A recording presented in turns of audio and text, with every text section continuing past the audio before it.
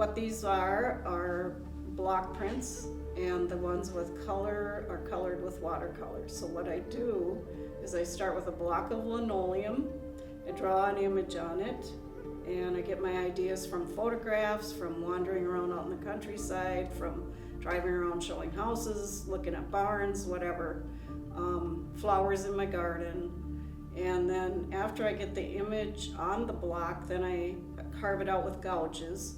And what you see in the print, the black is what's left, and the colored is where I carved out. This is one of my older ones, and it's a lot more detailed, I noticed, when I got them out. I've been doing this for almost 30 years, and as my vision and my hand wear out, my lines are getting bolder. And the details are different. They're in there, but they're different. And then I hand color. I will print an edition of 10 or 12, and I'll hand color every single one, according to the artist's proof. And sometimes I'll print a couple extras just until I get my colors right. And I usually sell those as one of one. So the process takes, well, I did log the time on one of the smaller ones like that. I think one that size has got about 8 hours in it, and that's just getting one of them colored. One like this probably has 20, or the big one. And then I color them as I need them, because I can't do it all at once.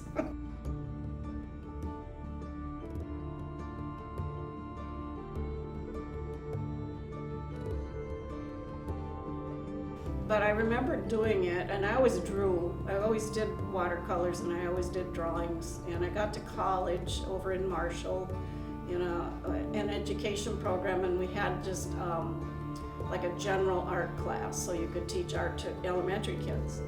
And I ended up in a class for block printing just because I was interested, and it didn't fit my education plan. But I took this, no, it was just general printing. So we did screen printing and etching and block printing, woodcuts, all that. And that's when I really got into it. And I did an etching, and I decided to paint it because it was just brown ink.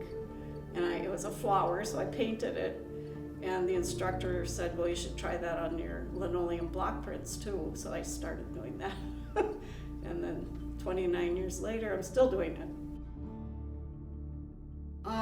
I think I started out with unmounted linoleum. It's gray. It's called battleship linoleum because they actually lined the battleships with it so that you didn't get burned walking through there because they were very hot. And they would sell it in big sheets or little pieces, and I buy it in little pieces because I don't cut things very well that way. I'm not straight. So I buy the pieces that I want. Usually I do 6 by 8 is what I can get. Now a lot of these are 9 by 6, and I don't know why I like that. And there was a 6 by 6 square. I have a bunch of those, and I cannot get that size anymore. And then the 4 by 6s are just tiny, so it's kind of a challenge. But they go in an 8 by 10 frame, so they're really easy for people to buy. And then I moved on to the mounted linoleum blocks because they do last more. You can do more prints on them, but they're all done by hand. They don't go through my press. There's a press that you can put them through, but I don't have one of those. So I have to hand print them, so I don't do very many of those. And then there's some new stuff called Easy Cut, and there's some different things for teaching kids how to do block prints, and I've tried a little bit of that. It gives you kind of a rougher picture, but it's kind of fun. And there's a white one that you can do both sides even. And then you actually stamp that one because it's so fragile that if you roll over the top of it, it'll be ruined. So, but I've tried that kind of stuff. I've done, one of my early ones here is it's a piece of lumber that I found, a scrap that was out in the shop. And I just carved a block on it, a picture on that little scrap of wood. It's the little field one. And it's just a black ink on white paper. That's all it is. And I can't do wood because my wrist isn't strong enough to carve into wood. And I actually heat the linoleum with a heating pad so I can do the curves easier. So some people put them in the microwave or the oven. I used to do the oven and I wrecked them because I'd forget about them. So I do the heating pad's easy. It goes off after a while if you wander away. It doesn't ruin the linoleum. So.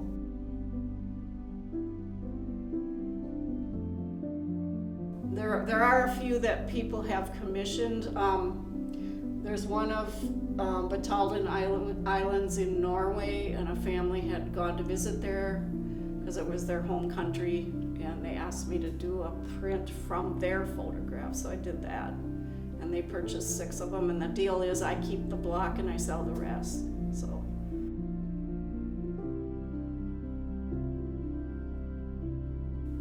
I dabbled in everything, I guess, all the way through school. I took every art class I could in college. I took photography, painting.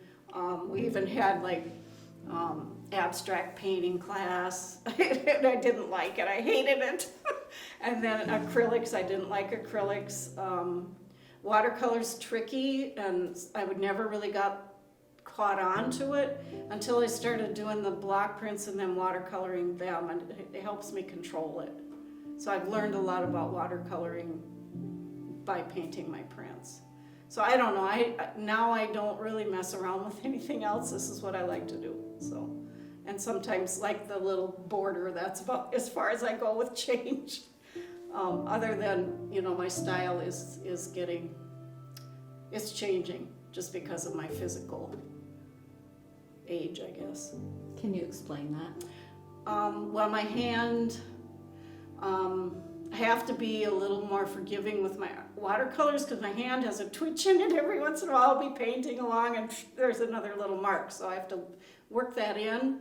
My carving, my wrist it's not as strong as it was. It's kind of wearing out. My eyes aren't focusing as well, so I fiddle around with taking my glasses off, putting them back on. So it's just not as fine, I guess, anymore. The detail isn't as fine, but I kind of like them. I think they're bold. So, and I tried to loosen them up a little bit and not be so picky, because I don't know what my body's gonna do. And I've talked to my friends who are elderly who are painting still, and their style just naturally changes. Just whatever your physical limitations are, it just adapts. So there's hope for everyone, right? Exactly. Very neat. So if nothing else, I'll print a whole bunch of them while I still can, and then I'll spend 20 years painting them.